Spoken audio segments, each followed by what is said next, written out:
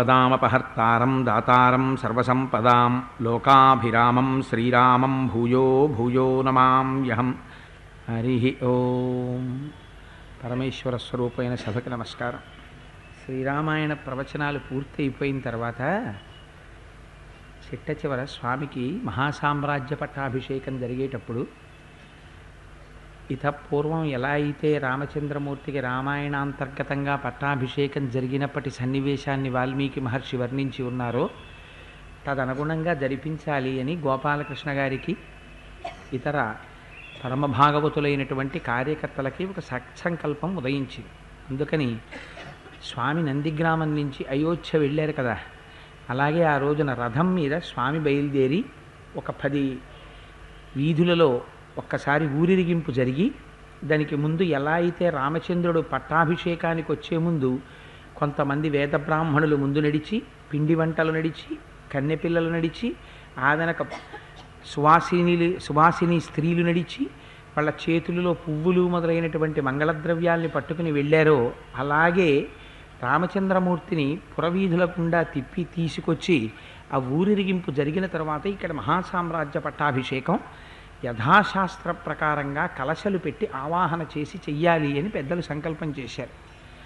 చాలా మంచిదే, రామచంద్రమూర్తి అంత అద్భుతంగా చేయించుకోవాలి అని ఆయన యొక్క అభీష్టం అయినప్పుడు అది తప్పకుండా నెరవేరుతుంది. దానికి సంబంధించి గతంలో చాలామంది మేము ఆ రోజున కళ్యాణంలో పాల్గొనలేకపోయాము అని గోపాలకృష్ణ గారికి చెప్పినటువంటి సందర్భాన్ని పురస్కరించుకుని ఉజ్జాయింపుగా బహుశా ఈ తేదీల్లో ఆ కార్యక్రమాలు పడతాయి అని ముందుగానే ఊహ చేసి, తదభ్యంతరకరంగా ఎవరైనా పాపం పాల్గొనేటటువంటి వారికి అకస్మాత్తుగా చెప్తే ఇబ్బంది పడతారు, ముందే చెప్తే అలా పాల్గొనేవారు ఎవరైనా ఉంటే ఉత్సాహం ఉంటే సిద్ధపడతారు అని ఇవాళ నుంచి దానికి సంబంధించిన ప్రకటన జారీ చేస్తున్నారు. సరే, నిన్నటి రోజు కార్యక్రమాన్ని పూర్తి చేసేసరికి రాముడు తనలో ఉన్నటువంటి పరాక్రమము ఉన్నప్పటికీ తాను ప్రదర్శించేటటువంటి ఓర్పుని ఈ లోకము తప్పుగా అర్థం చేసుకుందని, దాన్ని చేతకానితనంగా భావిస్తోందని, అందుచేత ఈ 3 లోకములను కూడా లయం చేస్తానని, ఎక్కడా ఏ జీవి కదలడానికి వీలు లేనటువంటి రీతిలో అస్త్రప్రయోగం చేస్తానని ప్రతిజ్ఞ చేసి కోదండాన్ని చేతిలో పట్టుకున్నంత మాత్రం చేత లక్ష్మణమూర్తి మహానుభావుడు ఒక్కసారి రామచంద్రమూర్తి యొక్క పాదములు గట్టిగా పట్టుకుని, అన్నయ్య నీకు ఈ కోపం కూడదు, ఎందుచేతంటే లోకములో ఎవరో ఒక్కరు తప్పు చేశారని లోకాన్నంతటికీ ఉపద్రవాన్ని తీసుకొస్తాను అని నువ్వు అనకూడదు, సర్వభూత హితేరత అని నువ్వు సర్వభూతముల యొక్క హితమును కోరేటటువంటి స్వభావము కలిగినటువంటి వాడివి, నువ్వు ఈ కోపమును ఉపసంహరించవలసినది అని ప్రార్థన చేసి కొన్ని అందమైనటువంటి యుక్తులను చూపిస్తారు. ఎందుచేత అంటే అన్నిటికన్నా ఒక్క విషయాన్ని జ్ఞాపకం పెట్టుకోండి, ఏ పౌరుష పరాక్రమాలు నిజంగా రామచంద్రమూర్తితో పోల్చడానికి అంత తుల్యమైన వాడు కాకపోయినా నా చిటికిన వేలికి పనికిరాడని చెప్పి అహంకారంతో ప్రవర్తిస్తాడు రావణాసురుడు. ఇంత పౌరుష పరాక్రమాలు ఉన్నటువంటి రామచంద్రమూర్తి ఎంతో వినయ విధేయతలతో ప్రవర్తిస్తారు ఆయన. అటువంటి వాడు ఖేదానికి లోనైతే, అందున 13 సంవత్సరాలుగా అరణ్యవాసం చేస్తున్నటువంటి వ్యక్తిని నమ్మి ఆయనతో పాటు అనుగమించి వచ్చినటువంటి మహాపతివ్రత అయినటువంటి భార్య సహధర్మచారిణి సీతమ్మ తల్లి కనపడకుండా పోయినటువంటి సందర్భంలో ఎవరు తీసుకెళ్లారో, ఎక్కడికి వెళ్ళిందో, ప్రాణాలతో ఉందో లేదో ఏమీ తెలియనటువంటి అయోమయ స్థితిలో ఏర్పడినటువంటి క్రోధాన్ని ఉపసంహరింపచేయడానికి మాట్లాడడము అంటే అది సామాన్యమైన విషయం కాదు, అది అశిధారావ్రతం. చాలా జాగ్రత్తగా మాట్లాడగలగాలి, రామచంద్రమూర్తి యొక్క మనస్సు ప్రీతి చెందేటట్టుగా మాట్లాడగలగాలి. నిజంగా లక్ష్మణమూర్తి శీలం ఒక్కొక్కసారి చూస్తే చాలా ఆశ్చర్యంగా ఉంటుంది. ఎందుచేత అంటే మీరొక్కటి జ్ఞాపకం పెట్టుకోండి, రామాయణంలో అంతకుముందు సీతమ్మ, అమ్మా అది ఒక రాక్షసుడు వేసిన కేకమ్మా, అది మా అన్నగారి కేక కాదు అన్నాడు. అంటే అవతార ప్రయోజనం అనండి మరొకటనండి, కథాంతర్గతంగా మాత్రం సీతమ్మ తల్లి నిర్బంధించి నువ్వు దుష్టబుద్ధితో రాముడి వెంట వచ్చావు, నువ్వు వెళ్ళవలసిందే అరణ్యంలోకి అని నిర్బంధిస్తే మహానుభావుడు అరణ్యంలోకి వెళ్ళాడు. రామచంద్రమూర్తి ఎదురొచ్చి కనపడి ఎందుచేత సీతమ్మని విడిచిపెట్టి నువ్వు వచ్చావు అని అడిగితే, నేను అన్నయ్య నా అంత నేనుగా రాలేదు, కోరి రాలేదు, కానీ సీతమ్మ పంపితే తప్పనిసరి పరిస్థితులలో నా పట్ల మాట్లాడకూడనటువంటి రీతిలో మాట్లాడితే అన్నయ్య నేను వచ్చాను అని చెప్తే రామచంద్రమూర్తి అన్నారు, అయినా నువ్వు కోపమునకు వశుడవయ్యావు లక్ష్మణ, అలా నువ్వు రాకుండా ఉండవలసింది అన్నారు. మీరు ఈ సన్నివేశాన్ని ఒక్కసారి జాగ్రత్తగా గమనించండి. ఇవాల్టి రోజు పరిస్థితుల్ని మీరు దృష్టిలో పెట్టుకుంటే అటువంటి మాట ఏ తమ్ముడినైనా ఏ అన్నగారైనా ఆ సందర్భంలో అన్నాడు అనుకోండి, ఆ తమ్ముడు నిజమేనేమో అని చేతులు కట్టుకుని నమస్కారం చేసి అన్నయ్య వెంట పరిగెత్తి అన్నయ్య చుట్టూ తిరుగుతూ ఎంతమాత్రము మనస్సు ఖేదపడకుండా ప్రవర్తించగలిగినటువంటి రీతిలో ఉండగలడా? ఉండలేడు. కానీ ఇది లక్ష్మణమూర్తి యొక్క ఔదార్యం. మహానుభావుడు ఆయన ఆగ్రహం చెందడు, మనస్సు పడిందన్నట్టుగా ప్రవర్తించాడు. ఆయన అంటాడు, లోకస్వభావయే వైష యయాతిర్నహుషాత్మజ గతశక్రేణ సాలోక్య మనయస్త్వం తమస్పృశత్. అన్నయ్య చూసావా లోకం యొక్క పోకడ ఎలా ఉంటుందో? కష్టాలనేటటువంటివి ఎవరో ఒక్కరికే రావడం కాదన్నయ్య, గతంలో కూడా కష్టపడిన వాళ్ళు ఎందరో ఉన్నారు. మహాత్ముల చరిత్రలు దేని కొరకు చదువుట అంటే, మహాత్ముల యొక్క చరిత్రలు చదివితే వారు పడినటువంటి కష్టాలు చూస్తే అంతటి వారంతంత కష్టాలు పడి ఓర్మి ప్రదర్శించారు, ఇంకా నేను ఎంతటి వాడిని, వారి కష్టం ముందు నా కష్టం ఏపాటి అని మనలో ఒక రకమైనటువంటి ధైర్యం కలగాలి. అందుకని మనస్సే కదా దేనికైనా ప్రధానం. మనస్సు విపరీతమైనటువంటి ఖేదానికి లోనైపోయినా, మనస్సు విశేషమైనటువంటి తాదాత్మ్యతకి లోనైపోయి అన్నింటికీ నేనే కారణమన్నా రెండింటి చేత ఉపద్రవమే వస్తుంది. అందుచేతనే మహాత్ముల యొక్క చరిత్రలు కథలు చదవండి చదవండి చదవండి చదవండి అని ఎందుకు చదివిస్తారంటే, వాళ్ళు పడిన కష్టాలు చూస్తే దాని ముందు నేను పడుతున్న కష్టాలు ఏపాటి అని ఒక్కసారి మనస్సుకి ఒక స్థైర్యం కలుగుతుంది. అటువంటి స్థితిలో కూడా వారు ఎంత మాత్రము చిన్నబుచ్చుకోలేదే, వారి స్వధర్మాన్ని విడిచిపెట్టలేదే, మరి నేనెందుకు విడిచిపెట్టాలి అని నువ్వు కూడా పూనికతో ప్రవర్తించగలిగినటువంటి లక్షణం నీ యందు ఏర్పడుతుంది. అందుచేత చదవమంటారు.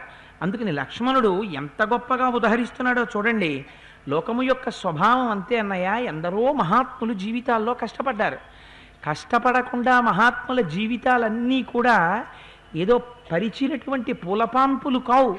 వాళ్ళు కూడా ముళ్ళపాన్పుల మీద పడుకున్నారు, వాళ్ళు కూడా కష్టాలు అనుభవించారు. ఒక్కసారి ఆలోచించు, నహుషుని యొక్క కుమారుడైనటువంటి యయాతి ఎంత కష్టానికి లోనయ్యాడో జ్ఞాపకం ఉందా అని అడిగారు. అయితే ఇప్పుడు నేను యయాతి చరిత్ర అంతా చెప్తూ కూర్చుంటే యథార్థానికి ఇవాళ ఉపన్యాస సమయం అంతా యయాతికే పట్టేస్తుంది. అందుకని యయాతి యొక్క జీవితం గురించి నేను ఇవాళ స్పృశించదలుచుకోలేదు, ఎందుకంటే అది శ్రీమద్భాగవతంలో నవమ స్కంధం అనుకుంటాను. నవమ స్కంధంలో యయాతి చరిత్ర చెప్తారు. ఆ దేవయానిని వివాహం చేసుకోవడం, తదనంతరం శర్మిష్ఠని వివాహం చేసుకోవడం, తన మామగారికే కోపం వచ్చి శాపం ఇవ్వడం, శుక్రాచార్యులు వారు అకారణంగా వృద్ధాప్యం రావడం, తదనంతరం కొడుకులలో ఎవరు వృద్ధాప్యం పుచ్చుకుంటారని అడగడం, ఇన్ని చేసినటువంటి యయాతి చిట్ట చివరికి స్వర్గలోకానికి వెళ్ళాడు. వెడితే దేవేంద్రుడు ఒక విచిత్రమైన ప్రశ్న వేశాడు. యయాతి ఎన్ని కష్టాలు పడ్డాడో జీవితంలో. పడి తీరా స్వర్గానికి వెళ్ళిన తర్వాత ఇంద్రుడు అన్నాడు, యయాతి నీ రాజ్యంలో అసత్యం చెప్పని వాడెవరు అని అడిగారు. అడిగితే తాను అసత్యం చెప్పనివాడు యయాతి, తానెన్నడూ అసత్యం పలకలేదు. అందుకని ఆయన ఆలోచించి వినయంతోనే చెప్పారు, నేను అసత్యం పలకలేదు అన్నారు. నీవేపుకి చూపించి ఒక విషయాన్ని నీయంత నువ్వు పొగుడుకున్నావు కనుక నువ్వు మహాపాపాత్ముడవు, నిన్ను పొగుడుకున్నవాడివి, అందుచేత నువ్వు స్వర్గంలో ఉండడానికి వీల్లేదని కిందకి తోసేశారు. దేవేంద్రుడంతటి వాడితో సాలోక్యాన్ని పొంది జీవితకాలం కష్టపడినటువంటి యయాతి ఒక్క మాటకి, అది కూడా దేవేంద్రుడు అడిగితే చెప్పినటువంటి ఒక జవాబుకి స్వర్గము నుండి పతనమై భూమి మీద పడిపోయాడన్నయ్య. జ్ఞాపకం తెచ్చుకో, ఎంత కష్టపడ్డాడు ఆ రోజున యయాతి. అలాగే మహర్షిర్యో వశిష్ఠస్తు యపితుర్న పురోహిత ఆహ్నాపుత్ర శతం యజ్ఞే తథైవాస్య పునర్హతం. మన గురువు గారు వశిష్ఠ మహర్షి ఉన్నారు, మహానుభావుడు బ్రహ్మర్షి. నూర్గురు కుమారులు ఉన్నారు. నూర్గురు కుమారులు ఒక్కరోజు జన్మించారు. పుత్రశతం జన్మించింది అని చెప్పి ఎంతో ఆనందించాడు. అందున నూర్గురు కొడుకులున్నారని ఒక్క కుమారుడు భ్రష్టుడున్నాడా? లేడు. నూరుగురు తండ్రి మాట వినేవారే, నూరుగురు తపస్సుని ఆచరించేవారే, నూరుగురు సత్యసంధులే.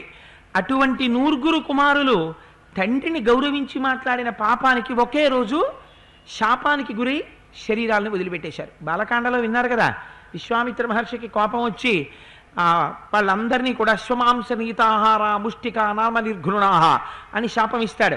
కుక్క మాంసం తింటూ వాళ్ళందరూ పృథివ్యాం అనువర్తిత అని వాళ్ళందరూ భూమి మీద తిరుగుతూ ఉంటారు. 1000 సంవత్సరముల పాటు కుక్క మాంసం తినేవాళ్ళగా పుట్టాలి అని చెప్పి శపించాడు ఆయన. అందుచేత వాళ్ళందరూ ఒకే రోజు శరీరాలను వదిలిపెట్టేశారు. మన గురువు గారికి అంత కష్టం వచ్చింది. అయితే మాత్రం మన గురువుగారు బెంగపెట్టుకున్నారు అన్నయ్య, జీవితాన్ని నడిపించుకోవట్లా. అందుకని యచేయం జగతాం మాత దేవీ లోక నమస్కృత అస్యాశ్చ చలనం భూమే దృశ్యతే సత్యం సశ్రవ. అన్నయ్య, మనం రోజు కంటితో చూస్తున్నాం, అదిగో ఎదురుగుండా సూర్యుడున్నాడు, చంద్రుడున్నాడు, మనం నడుస్తున్నటువంటి భూమి ఉన్నది. అటువంటి భూమి మహా ఓర్పు కలిగినటువంటిది, ఇంతమందిని భరిస్తోంది. భరించేటటువంటి వాడిలో ఉండేటటువంటి లక్షణం ఏమిటంటే, ఏదో ఒకనాడు ఆ భారం చేత బాధపడినటువంటి వాడై ఒక్కసారి అటో ఇటో కదులుతాడు. ఎందుకని? ఒంటి మీద విపరీతమైన బరువు పెట్టారనుకోండి, ఆ బరువు మొయ్యలేక ఏం చేస్తాడు? అబ్బా అని అట్నుంచిటో ఇట్నుంచటో తిప్పుకుంటాడు. కానీ మరి భూమో ఎప్పటి నుంచి ఉంది? యాచేయం జగతాం మాత దేవీ లోక నమస్కృత అస్యాశ్చ చలనం భూమే దృశ్యతే సత్య సంశ్రవ. ఈ భూమి ఎప్పటి నుంచో ఉంది, లోకమంతటి చేత నమస్కరింపబడుతోంది, ఇంతమందిని భరిస్తోంది. ఇటువంటి భూమి కూడా ఒక్కొక్క నాడు పాపభారాన్ని మొయ్యలేక భూమికి కూడా కష్టం వచ్చి అన్నయ్య కదులుతోంది. బాలకాండలో విన్నాం కదా, ఎందుకు కదులుతుంది భూమి అంటే, పాపుల యొక్క సంఖ్య పెరిగిపోతే, పాపభారాన్ని మొయ్యలేకపోతే, భగవంతుణ్ణి తిరస్కరించేటటువంటి వారి సంఖ్య ఎక్కువైతే ఆనాడు భూమికి బరువై భూమి కదులుతుంది. అందుచేత అన్నయ్య, ఇంత ఓర్పు కలిగినటువంటి భూమికి కూడా కష్టం వస్తుంది. కష్టం వచ్చి భూమి కూడా కదులుతోంది ఒక్కొక్కనాడు. యౌ ధర్మౌ జగతాం నేత్రౌ ఎత్ర సర్వం ప్రతిష్ఠితం ఆదిత్య చంద్రౌ గ్రహణం అభ్యుపేతౌ మహాబలం. ఆకాశంలో ఉన్న సూర్యచంద్రులిద్దరూ మహాబలం కలిగినటువంటి వారు. వాళ్ళిద్దరి చేత ఈ లోకములన్నీ ప్రకాశిస్తున్నాయి. ఇటువంటి లోకాలనన్నింటినీ కూడా కాపాడేటటువంటి సూర్యచంద్రుల్ని పాపగ్రహాలైనటువంటి రాహుకేతువులు గ్రహణ సమయంలో గ్రసిస్తున్నారు, మళ్ళీ విడిచిపెడుతున్నారు. సూర్యచంద్రులిద్దరూ పాపగ్రహముల చేత గ్రసింపబట్టలేదా అన్నయ్య? కష్టపట్టలేదా? ఎంతమంది మహాత్ములు బాధలు పడ్డారన్నయ్య? ఇది నువ్వు జ్ఞాపకం పెట్టుకోవాలి కదా. నీకు వచ్చినటువంటి క్రోధాన్ని విడిచిపెట్టాలి కదా. మనిషి జీవితంలో కష్టం వచ్చిన నాడు ఆ కష్టాన్ని తట్టుకుని నిలబడిన నాడు కదా అన్నయ్య. అప్పుడు కూడా ధర్మం విడిచిపెట్టనప్పుడు కదా వాడిలో ఉన్నటువంటి సౌశీల్యము ప్రకాశించేది. అందుకని నీకు ఇంత కోపం రావచ్చా అన్నయ్య? దయచేసి విడిచిపెట్టు అని ప్రార్థన చేశాడు. వాల్మీకి మహర్షి రామాయణంలో లక్ష్మణుడు చెప్పినటువంటి ఈ మాటల్ని మనకి ఇవ్వడం వెనకాతల ఒక గొప్ప రహస్యం ఉంది. మనుష్యులై పుట్టినటువంటి వాళ్ళకి, ప్రతి వారికి మీరు జ్ఞాపకం పెట్టుకోండి, ఒక్కసారి మీరు మనుష్య శరీరంలోకి వచ్చిన తరువాత ఎంత గొప్పవారమనివ్వండి, ఎంత జ్ఞాని కానివ్వండి, ఖచ్చితంగా కష్టం అన్నది ఉండి తీరుతుంది.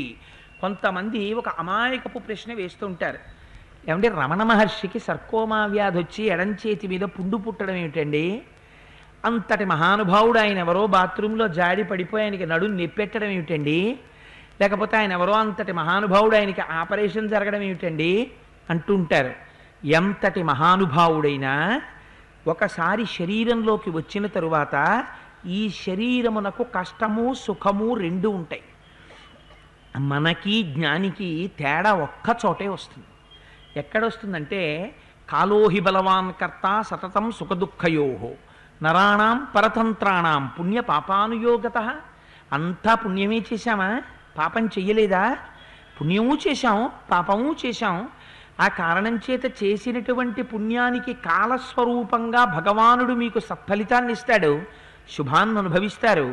మీరు చేసిన పాపానికి కూడా కాలస్వరూపంలోనే ఫలితాన్ని ఇవ్వాలి. అందుచేత ఒకనాడు మీ మనస్సుకి ఖేదము కలిగేటట్టుగా మిమ్మల్ని దుఃఖపెడతాడు. అందుకని మనకి ఒక జ్వరమో ఒక పడిశమో వచ్చిందనుకోండి, వస్తే మనం దాంతో తాదాత్మ్యత చెందుతాం. అబ్బా పడిశం పట్టేసిందండి, పడిశం పట్టేసిందండి, పడిశం పట్టేసిందండి అని ఎంత బాధపడిపోతామో. ఇంకా ఏ పని చెయ్యమన్నా పడిశమే. రేపు పెళ్ళికి వెళ్ళాలండి, ఏం పెళ్ళి, దిక్కుమాలిన పెళ్ళి, ఓ పక్క నుంచి పడిశం ఇలా పట్టేస్తే ఏమండి అన్నం తింటారా? ఏమన్నం తిన్నాం, రుచి తెలిస్తే కదా పడిశం పట్టేస్తే.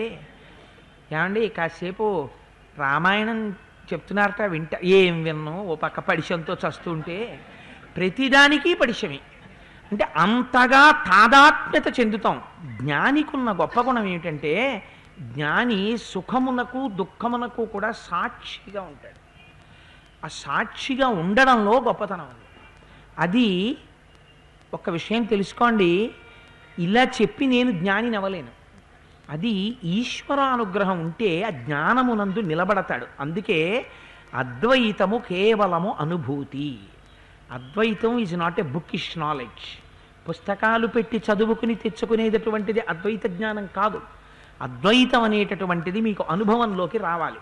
అనుభవంలో నిలబడితేనే దాన్ని అద్వైతం అని పిలుస్తారు. ఆ సాక్షిగా నిలబడి దీనికి పుండు పుట్టిందా, ఇది పడుకుందా, ఇది అన్నం తిందా అని తన ఇంట్లో ఓ కుక్క పిల్ల అన్నం తిందా, కుక్క పడుకుందా, కుక్క మురుగుతోందా అని కుక్కని తాను వేరుగా చూసినట్టు తాను తన శరీరాన్ని వేరుగా చూస్తే, సుందరకాండలో హనుమ చూస్తారు అలాగా, అలా వేరుగా చూడగలిగితే ఆనాడు వాడు జ్ఞాని. ఎందుకని ఆత్మయందు స్థిరముగా నిలబడ్డాడు, అపరోక్షానుభూతిని పొందుతున్నాడు.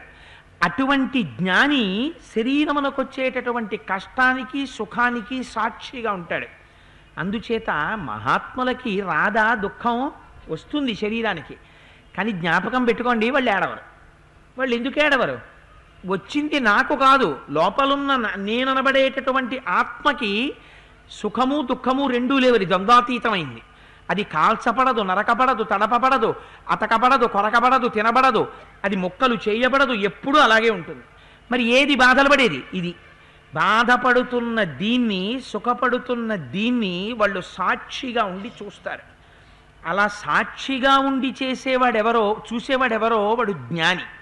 నువ్వు ఆ జ్ఞానివన్నయ్యా, అందుకని నీకు సమస్తం తెలుసు. కానీ ఇవాళ గమ్మత్తు ఏమిటంటే, నిప్పుని బూది కప్పినట్టు నీలో ఉన్న జ్ఞానాన్ని వచ్చిన శోకం కప్పింది. కప్పడం చేత ఏమైందంటే, దీనికి వచ్చిన కష్టానికి రాముడంతటి వాడివి, ఇంతటి మహాజ్ఞానివి వశుడవుతున్నావు. నేను చేస్తున్నది ఏమిటో తెలుసా అన్నయ్య, నువ్వు సహజంగా నిప్పువి, నీకు జ్ఞానం ఉంది. నేను నీకు బోధ చెయ్యగలిగిన వాడిని అన్నయ్య, నీకు నేను చెప్పనా? నీ చేత నేను చెప్పించుకునేవాడిని. మరి ఎందుకు చెప్తున్నాను అంటే, నీకు శోకము ఇవాళ కప్పింది. ఆ కప్పినటువంటి దాన్ని ఒక్కసారి ఊదేస్తున్నాను, బూడిదని ఊదేసి మళ్ళీ నీ అంత నువ్వు సహజంగా నిప్పుగా ప్రకాశించాలి. ప్రకాశిస్తే నీ ముందు నిలబడగలిగిన వాడు లేడిహ, నువ్వు మహాజ్ఞానిగా నిలబడతావు. అంతే అన్నయ్య నీ చేస్తున్నది. తప్ప నువ్వు నాకు బోధ చేసేవాడివా అని అనుకోకన్నయ్య. ఇందులో నేను దోషంగా కావాలని నీకు చెప్పగలిగిన వాణ్ణి అని నేను చెప్పట్లేదు. లక్ష్మణమూర్తి ధూర్తుళ్ళే కనపడతాడు, కోపం ఎక్కువ ఉన్నవాళ్ళ కనపడతాడు. కానీ మహాత్ముడికి ఎంత ఎలా మాట్లాడడం తెలుసో, అంత దుఃఖంతో ఉన్న అన్నగారిలో వస్తున్నటువంటి మార్పుల్ని తాను గమనించినటువంటి వాడై, అన్నగారిలో వస్తున్న మార్పుని మార్చి అన్నయ్యని మళ్ళీ సహజ స్థితిలోకి తీసుకురావడానికి ఎంత గొప్ప గొప్ప విశేషణాల్ని తీసుకొచ్చి అక్కడ వేసి, ఎటువంటి ఉపమానాల్ని చాతుర్యంతో చూపించి ఎంత గొప్ప మాట అన్నాడో చూడండి. బుద్ధిశ్చతే మహాప్రాజ్ఞ దైవైరపి దురన్వయ శోకేనాభిప్రసుప్తం తే జ్ఞానం సంబోధయామ్యహం. అన్నయ్య ఇవాళ శోకము చేత నీ జ్ఞానము కప్పబడిపోయింది. ఆ శోకాన్ని తొలగించే ప్రయత్నం చేస్తున్నానంతే. నీకు జ్ఞానం కలిగించే ప్రయత్నం నేను చెయ్యట్లేదు, నువ్వు సహజంగా జ్ఞానివి అని లక్ష్మణమూర్తి అంటేట. ఈ మాటలు చెప్తే పూర్వజోప్యుక్తమాత్రస్తు లక్ష్మణేన సుభాషితం సారగ్రాహీ మహాసారం ప్రతిజగ్రాహ రాఘవ. రెండుండాలి. మారీచుడు ఒక అందమైన మాట చెప్పాడు రావణాసురుడితో చెప్పేటప్పుడు, వక్తా శ్రోతాచ దుర్లభ అన్నాడు. సులభా పురుషారాజన్ సతతం సుఖదుఃఖ సతతం ప్రియవాదిన అప్రియస్యతు పద్యస్వ వక్తా శ్రోతాచ దుర్లభ అన్నాడు. మొన్న అరణ్యకాండ చెప్తున్నప్పుడు ఆ మారీచ ఘట్టంలో చెప్పే కదా, అందరూ ప్రియంగా మాట్లాడతారు, కానీ అవతలవాడు ప్రమాదంలో ఉన్నప్పుడు అవతలవాడిని హెచ్చరించి మంచి మార్గంలో పెట్టడం కోసమని మంచి చెప్పేవాడు అన్నయ్య దొరకడు. రావణ దొరకడు. ఒకవేళ దొరికినా వినేవాడు ఉండడు. వక్త శ్రోతాచ దుర్లభ, వక్త శ్రోత ఇద్దరు దొరకరు అని చెప్పాడు. ఇంత చెప్పాడు. విన్నాడా రావణాసురుడు? అన్నీ విని ఏమన్నాడు? నువ్వు మంత్రివి, నేను రాజుని, నేను నిన్నేమడిగాను, నువ్వు నాకేం చెప్తున్నావు?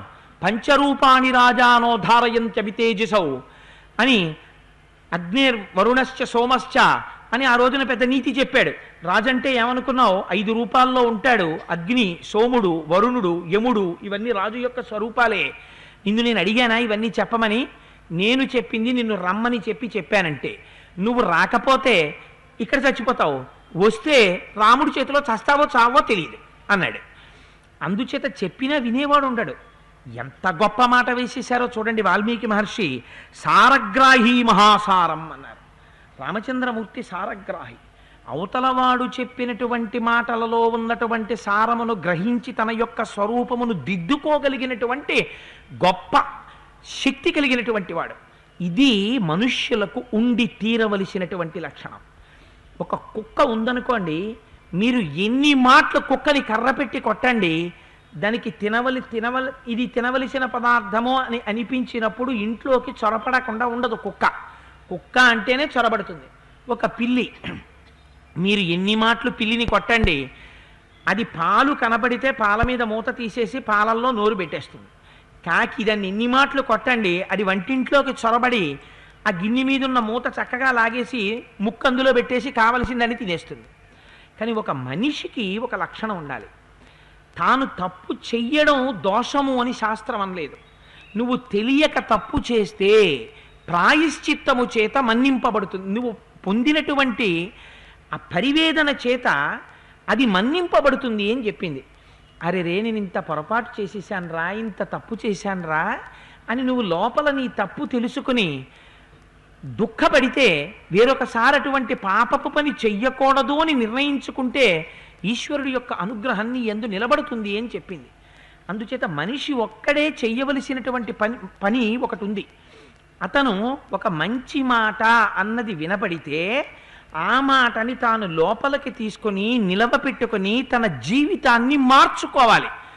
మార్చుకోవడానికి సిద్ధపడక మనస్సులో నువ్వు ఎన్ని విన్నా ప్రయోజనము ఒక్కటే. చిల్లుకుండలో ఎన్ని నీళ్లు పొయ్యి ఆ కుండ నిండుతుందా? ఒక్కనాటికి నిండదు. నువ్వు ఒక చోటికి వెళ్ళినప్పుడు ఇందులో ఇది ఒక మంచి మాట, ఇది ఋషి చెప్పారు వాల్మీకి మహర్షి. వాల్మీకి మహర్షికి మనం రుణపడి ఉన్నాం. వారు మనకి రామాయణం ఇచ్చారు. ఇది మనని ఉద్ధరించడానికి చెప్పిన మాట అని నువ్వు విశ్వసించినది నిజమైతే నీ జీవితాన్ని నువ్వు మార్చుకోవడం కూడా ప్రారంభించాలి. రాముడు చూపిస్తున్నాడు మనకి. ఎక్కడ రావణాసురుడికి రాముడికి తేడా? ఇక్కడే తేడా. వెంటనే చూపిస్తున్నారు. సీతమ్మ తల్లి చెప్పలేదు ఆ రావణాసురుడితో? చెప్పింది నాశనం అయిపోతామని. విన్నాడా? వినలేదు. బలాత్కారంగా తీసుకెళ్ళి అమ్మవారికి తన యొక్క ఐశ్వర్యాన్నంతటినీ చూపించాడు. మరి అదే రాముడు, లక్ష్మణుడు రాముడి దగ్గరికి వచ్చి రాముడి దగ్గర లక్ష్మణుడు ఉపదేశం పొందాడు. శిష్యుడు రాముడికి. ఎందుకని? ఏ ఒక్క విషయాన్ని విశ్వామిత్రుడు లక్ష్మణుడికి ఉపదేశం చెయ్యలేదు. అన్ని విషయాలు రాముడికి ఒక్కడికే ఉపదేశం చేశారు. రాముడు లక్ష్మణుడికి ఉపదేశం చేశాడు. అందుకని రాముడు లక్ష్మణుడికి గురువు. అటువంటి గురువు దగ్గరికి వెళ్ళి గురువుకి శాస్త్రం శిష్యుడు చెప్పచ్చా? చెప్పాడు. చెప్పి ఏమాటన్నాడు? నువ్వు జ్ఞానివన్నయ్యా, నేను ఇవాళ శోకం ఆవరించింది, దాన్ని తొలగించే ప్రయత్నం చేశానంతే అన్నయ్య అన్నాడు. సారగ్రాహి అంటే వినదగునెవ్వరు చెప్పిన వినినంతనే వేగపడక వివరింపదగున్నని ఎవ్వరు చెప్పినా అందులో మంచి ఉంటే తీసుకోగలిగినటువంటి లక్షణము మనిషి అన్న వాడికి ఉండి తీరాలి. పూర్ణమైన మనుష్యుడు కనుక, మనుష్య లక్షణములు ఉన్నవాడు కనుక, మనిషిగా రామాయణంలో నడిచాడు కనుక ఒక మనిషికి ఉండవలసిన లక్షణాన్ని ఇవాళ రామచంద్రమూర్తి నిరూపిస్తున్నారు. అందుచేత ఆ విషయాన్ని స్వీకరించారట ఆయన. స్వీకరించి తన యొక్క కోపాన్ని విడిచిపెట్టేశారు. పాము కుబుసాన్ని ఎలా విడిచిపెడుతుందో అలా విడిచిపెట్టి లక్ష్మణుడితో అన్నారు, తమ్ముడా, నువ్వు చెప్పిన మాట యథార్థం రా, ఖచ్చితమే. కానీ ఇవాళ సీతమ్మ నా కంటికి కనపడకపోతే, నన్ను అనుగమించి వచ్చినటువంటి ధర్మపత్ని అయిన సీత లేకపోతే నేను బ్రతకలేను. ఇది యథార్థం. ఎందుచేత ఒక నరుడిగా లక్షణం ఉండి తీరాలి. అందుకని అది కూడా సాక్షి మాత్రంగా చూస్తానంటే మళ్ళీ ప్రవర్తనలో దోషం వచ్చేస్తుంది. తను గృహస్థాశ్రమంలో ఉన్నారు. అందుకని సీతమ్మని వెతుకుదాం. ఈ పర్వత శ్రేణులలో, ఈ కొండలో, ఈ పర్వతంలో ఎన్నో చర్యలున్నాయి, ఎన్నో గుహలున్నాయి, ఎన్నో లతాగృహాలున్నాయి, ఎన్నో పొదలున్నాయి. ఎక్కడైనా సీతమ్మ ఉంటుందేమో వెతుకుదాన్ని రమ్మని అలా ముందుకి బయలుదేరి నడిచి వెడుతున్నారు. అలా నడిచి వెడుతుంటే తతపర్వత కూటాభం మహాభాగం ద్విజోత్తమం దదర్శ పతితం భూమౌ క్షతజార్ధం జటాయుషం. రాముడు చూసినది జటాయునే, వేరొక గ్రద్దని కాదు. రామలక్ష్మణులు ఇద్దరూ వెడుతుండగా అక్కడ కాళ్ళు తెగిపోయి రెక్కలు తెగిపోవడం చేత ఇక్కడ మీరు ఒక్క విషయాన్ని జ్ఞాపకం పెట్టుకోవాలి. ఎంతటి మనిషికి కూడా తన బుద్ధిలో ప్రమాదం ఎలా వస్తుందో చూపిస్తున్నారు రామచంద్రమూర్తి. ఒంటి నిండా రక్తపు ధారల చేత తడిసిపోయింది ఆ జటాయు. తడిసిపోయి ఒక మూల కూర్చుంది. అంతకుముందు చూసినటువంటి రక్తపు చుక్కలు సీతమ్మవే అన్న భావన రాముడిలో ఇంకా నిలబడి ఉంది. అటువంటి సమయంలో అటుగా వస్తూ ఇట్లా చూశారు. చూసేటప్పటికీ జటాయువు కనపడింది. అది ఒంటి నిండా నెత్తుటితో ఉంది. అప్పటి వరకు రావణాసురుణ్ణి పీల్చి పిప్పి చేసింది సామాన్య యుద్ధం కాదు. ఎందుకంటే ఆ రోజున వెనక నుంచి కూడా వచ్చింది జటాయువు. వచ్చి రావణుడు కత్తి తీసి ఎందుకు నరికేశాడంటే సీతమ్మని కింద కూర్చోబెట్టి ఎన్నడూ ఎవ్వరూ చెయ్యలేని పని ఒకటి చేసింది జటాయువు. వెనక నుంచి వచ్చి ఆ రావణాసురుని యొక్క వీపునంతటిని చీల్చేసింది తన ముక్కుతో. చీల్చేసి వాడి జుత్తు పీకేసింది. కోపం వచ్చి శిరస్సు మీద ఉన్న జుత్తుని పీకేస్తే వాడు ఆ బాధ తట్టుకోలేపాడు. తట్టుకోలేక సీతమ్మని కింద దింపేసి కత్తి తీసి ఆయన యొక్క పక్షాలని నరికేశాడు. అందుచేత ఆ ముక్కు నిండా నెత్తురుంది. అక్కడ కూర్చునుంది. ఆ జటాయువుని చూశారు రామచంద్రమూర్తి. చూడగానే అనుకున్నారట, తం దీనం దీనయా వాచ సఫేనం రుధిరం వమన్ అభ్యభాషత పక్షీతు రామం దశరథాత్మజం. ఆ పక్షిని చూడగానే రాముడు అనుకున్నాడు, ఓహోహో, ఇదిరా గృధ్రరూపమిదం రక్షో వ్యక్తం భవతి కాననే. ఇది రాక్షస రూపంలో ఉన్నటువంటి వాడు పక్షి రూపాన్ని పొందాడు. నేను లక్ష్మణుడు వెళ్ళగానే సీతమ్మని ఈ పక్షే తినేసింది. కాబట్టి ఈ పక్షిని ఇప్పుడు నేను సంహరిస్తాను. దీన్ని నమ్మాను, ఇది ప్రమాదం తెచ్చింది. ఇప్పుడు అర్ధచంద్రాకారమైనటువంటి బాణములను నా వింటినారికి సంధించి తప్పించుకొని ఎక్కడికి పారిపోలేకుండా నిలువుగా వెళ్ళేటటువంటి బాణాలతో ఈ జటాయువు యొక్క శరీరాన్ని చీల్చేస్తానన్నాడు రాముడు. అని గబగబా కోదండం పట్టుకుని ఆ బాణం తీసి సంధిస్తూ, ఆయన దృష్టి ఏమిటి, జటాయు ఎగిరిపోతుందని గబగబా పరిగెత్తి జటాయు వైపు పెడుతున్నారు. పెడుతుంటే ఆ జటాయు అంది, ఒక్కొక్క క్యారెక్టర్ చూడండి రామాయణంలో. నిజంగా రామా, నన్ను తప్పర్థం చేసుకున్నావు, నేను అలాంటివాణ్ణి కానయ్యా. ఎంత మాట పడితే అంత మాట, ఎటువంటి భావన పడితే ఆ భావనతో ఉండడమే అని అనలేదు. రాముడు ఏ స్థితిలో ఉన్నాడో తెలుసుకుంది జటాయువు. ఇది జటాయువు యొక్క గొప్పతనం. ఆయన నన్ను అనేశారండి అనడం గొప్ప కాదు, ఆయన ఏ పరిస్థితుల్లో అన్నారన్నది నువ్వు లెక్క పెట్టుకోగవాలి మనిషివి కాబట్టి. లేకపోతే ఆయన ఏదో చికాకులో ఉన్నాడు, ఆయన మంచి విసుగులో ఉన్నాడు. అప్పుడు వెళ్ళి నువ్వు ఆయన్ని విసిగించి ఆయన విసుగ్గా మాట్లాడితే, ఆయన విసుగ్గా మాట్లాడాడు అని నింద వేస్తే దానికి మనుష్యత్వం అక్కర్లేదు. నిన్ను నువ్వు ఆత్మపరిశీలన చేసుకుని నేను వెళ్ళకూడని సమయంలో వెళ్ళానేమో అని నువ్వు అనుకుంటే ఆనాడు నువ్వు మనుష్యుడవు. ఆనాడు నువ్వు ధర్మం తెలిసి ఉన్నవాడివి. ధర్మం తెలిసి ఉండడానికి మనిషి అక్కర్లేదు. తిరియక్ జంతువులలో ఉపాధితో సంబంధం లేకుండా ఒక్కొక్కరికి ఈ ధర్మం ఉంటుంది. జటాయువుని ఎవరు అడిగారని వచ్చింది రామచంద్రమూర్తితో. జటాయువుని ఒకరు అడిగారని రాలేదు. దశరథ మహారాజు గారు బ్రతికుంటే రాముణ్ణి విడిచిపెట్టి ఉండలేక ఎలా ఉండలేకపోయేవాడో, నేను నీ తండ్రికి స్నేహితున్నయా అని అడగగానే మొట్టమొదట చెప్పింది నా పేరు జటాయువు అని చెప్పలేదు. అరణ్యకాండలో ఏమని చెప్పింది, అగస్త్య మహర్షి చెప్పినటువంటి ప్రాంతాన్ని వెతుక్కుంటూ పంచవటి కోసం వెళ్ళిపోతుంటే చెట్టు మీద కనపడింది. రాక్షసుడు అనుకున్నాడు రామచంద్రమూర్తి. నేను నీ తండ్రి యొక్క స్నేహితుణ్ణి, నీ తండ్రి నీ కాననవాసాన్ని ఎలా భరించలేడో నీ తండ్రి స్నేహితుణ్ణి కాబట్టి నేను భరించలేను. తండ్రి స్నేహితుణ్ణి అని చెప్పుకున్నవాడు ఎలా ప్రవర్తించాలో చూపించారు. ఒకనాడు ఎక్కడో తన స్నేహితుని యొక్క కుమార్తె కనపడుతుంది అనుకోకుండా. ఏమమ్మా ఇక్కడున్నావంటాం. అంకుల్ నాకు ఇవాళ ఈ కష్టం వచ్చిందండి, అందుకని ఇక్కడ ఉండిపోయాను అంటే ముఖం చాటేసిన వాడు స్నేహితుడు కాడు.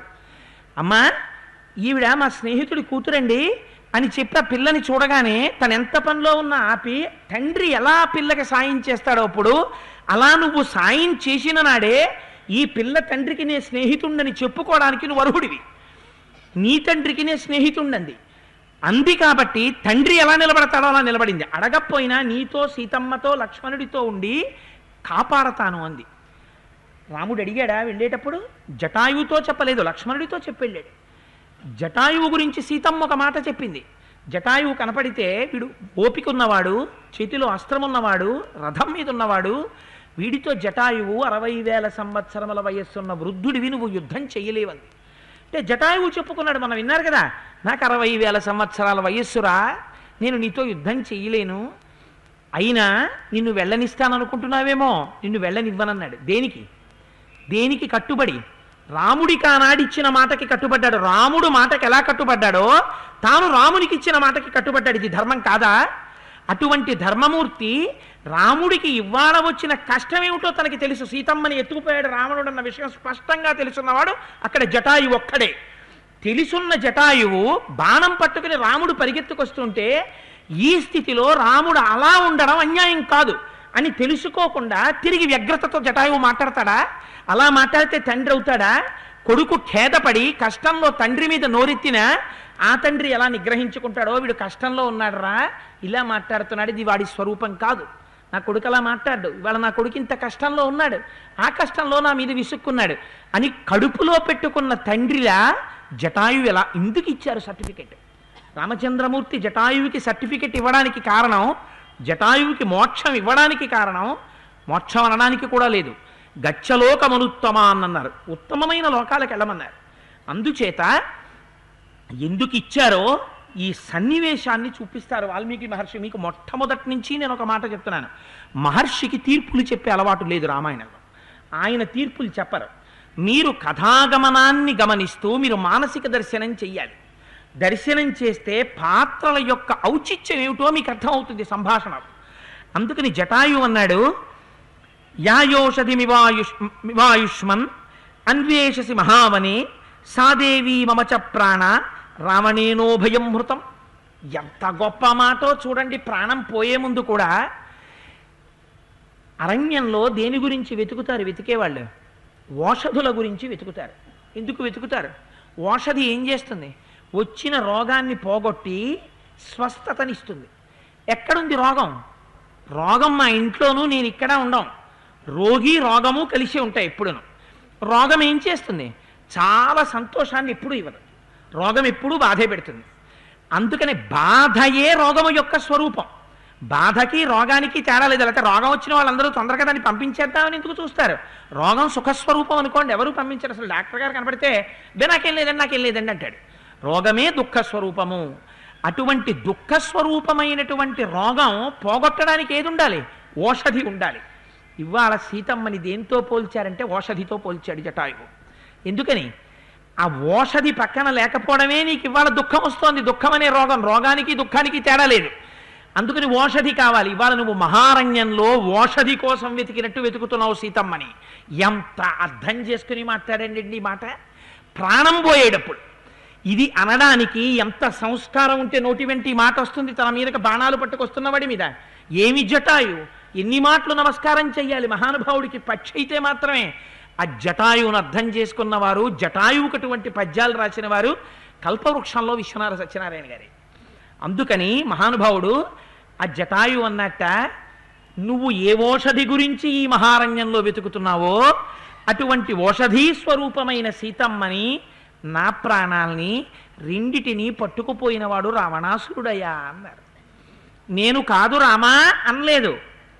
ముందెవరి గురించి చెప్పారు? తన ప్రాణాలు లెక్కలేదు, పోయిన ప్రాణాలు పోనే పోయాయి. ఇంకొకసారి రాముడు బాణం వేసేస్తే ఏమవుతుంది?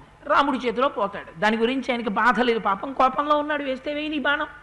ముందు మాట చెప్పవలసింది సీతమ్మని ఎవరు పట్టుకెళ్లారో చెప్పాలి. అప్పుడు కూడా అవతల వారి బాధని తీర్చే ప్రయత్నమే. పక్షి అయితే ఏమండి, ఎంత పరోపకార బుద్ధి, ఎంత గొప్ప బుద్ధి జటాయువుని. అందుకే అరణ్యకాండలో అంత పెద్ద పీటేశారు. జటాయువు యొక్క మోక్షాన్ని వింటే చాలరా, నీ పాపరాశి ధ్వంసం అవుతుందన్నారు. అంత గొప్ప పక్షి. అందుచేత ఈ మాట చెప్పిందిట. రావణేనోభయం భృతం, ఉభయం రెండూ కూడా రావణుడే తీసుకుపోయాడండి అని. త్వయా విరహితాదేవి లక్ష్మణేన చ రాఘవ హ్రియమాణా మయా దృష్ట రావణేన బలీయస. నీవు లక్ష్మణుడు లేని సమయంలో రావణాసురుడు సీతమ్మ తల్లిని అపహరించి తీసుకుని వెళ్ళిపోయాడు.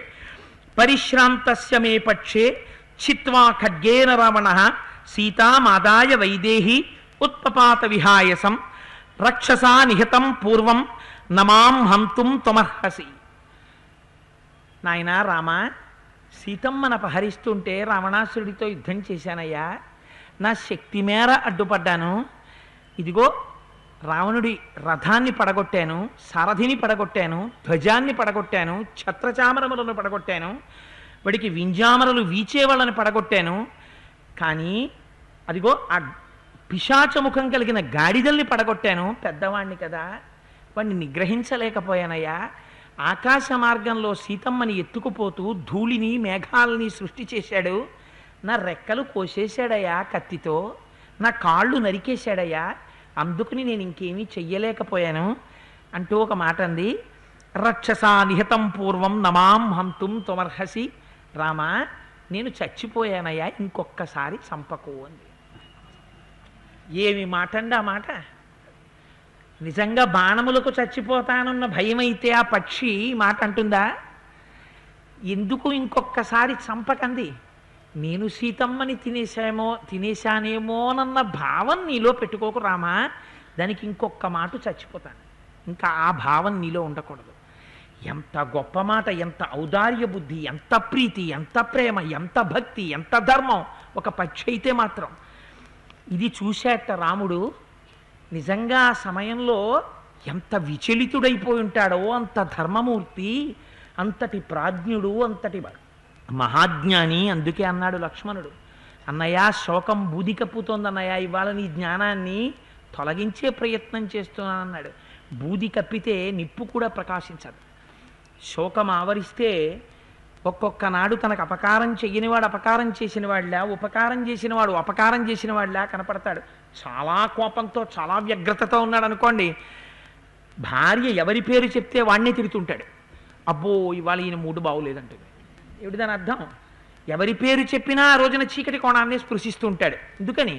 బుద్ధి ఎందు వైక్లభ్యం ఏర్పడింది, వ్యగ్రత ఏర్పడింది, ఏర్పడిన శోకం చేత, బాధ చేత.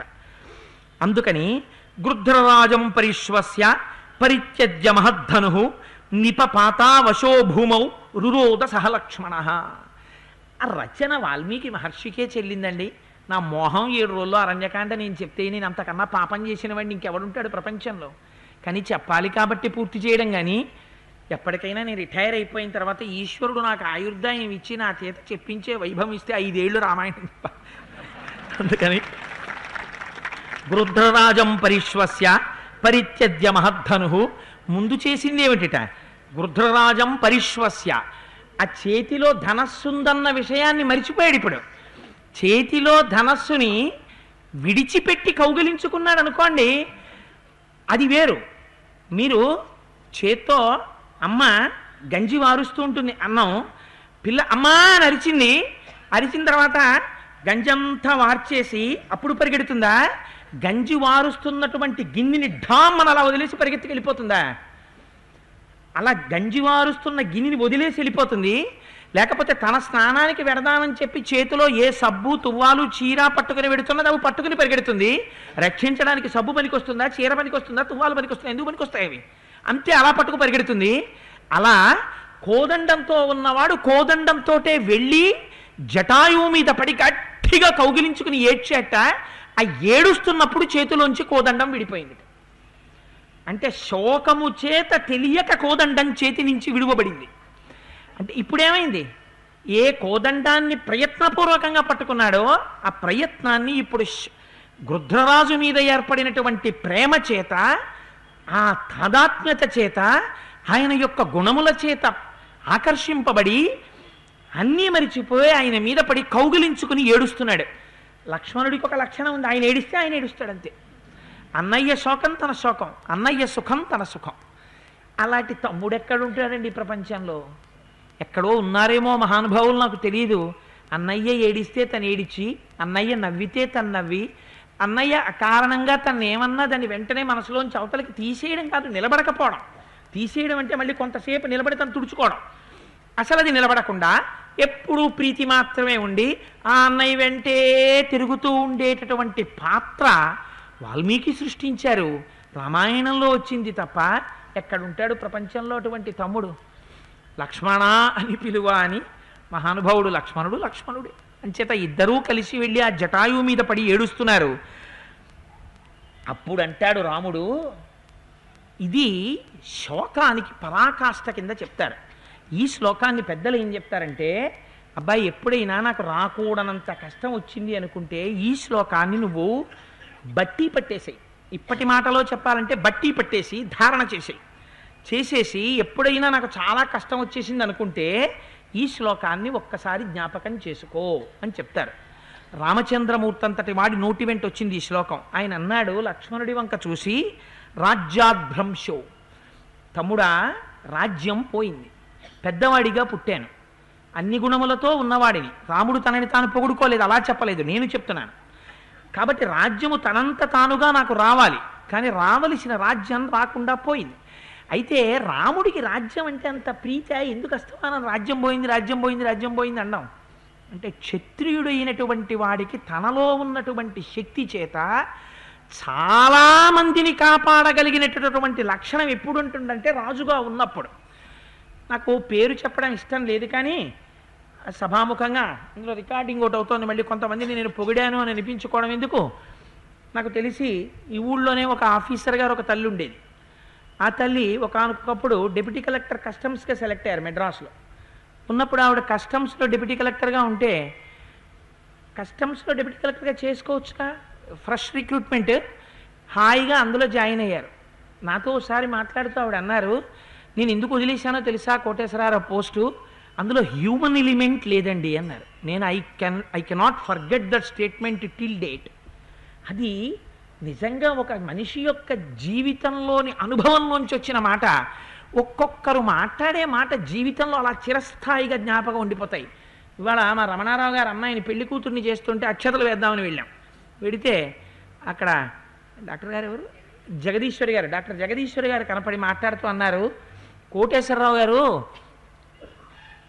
భగవంతుడి వైపుకి తిరిగి ప్రవచనాలు అవి వినాలని ఉంటుందండి, డబ్బు కోసం ప్రాక్టీస్ చేయట్లేదు కోటేశ్వరరావు, ఇప్పుడు దేనికోసం ప్రాక్టీస్ చేస్తున్నానో చెప్పమంటారా అన్నారు. అమ్మా దేని గురించి అన్నాను. కోటేశ్వరరావు గారు 9 నెలలు కడుపులో బిడ్డని పెట్టుకుని ఆ బిడ్డ కోసం పరితపించినటువంటి తల్లి ప్రసవించినప్పుడు ఆ మొదటి బిడ్డని చూసే అదృష్టం మాది. బయటికి తీసి ఆ పిల్లని తల్లికి ఇలా చూపించేటటువంటి మొదటి అదృష్టం మాది. ఆ కడుపులో పెట్టుకున్న బిడ్డ పైకొచ్చినప్పుడు ఆ పిల్లవంక తల్లి చూసిన మొదటి చూపు చేత తల్లి ముఖంలో ఏర్పడినటువంటి కాంతిని దర్శించగలిగిన అదృష్టం వైద్యురాలిగా నాది. అది పోగొట్టుకోలేక ప్రాక్టీస్ చేస్తున్నానన్నారు. ఎంత గొప్ప మాట, ఏమి సెల్ఫ్ యాక్చువలైజేషన్. పరవశించిపోయాను నేను ఆ మాటకి నిజంగా. అలా ఆ తల్లి అన్నారు నాతో, ఒకసారి ఇందులో హ్యూమన్ ఎలిమెంట్ లేదండి కోటేశ్వరరావు, అందుకని నేను మళ్ళీ గ్రూప్ 1 రాసి ఆర్డీఓనయ్యా ఐఏఎస్ కన్ఫర్ అయితే ఇవాళ నేను ఏదో ఈ పోస్ట్లో ఉన్నాను అని ఏదో చెప్పారనుకోండి. చేత ఎందుకు అంటే హ్యూమన్ ఎలిమెంట్ అన్న మాట ఎందుకు చెప్పానంటే 10 మందికి ఉపకారం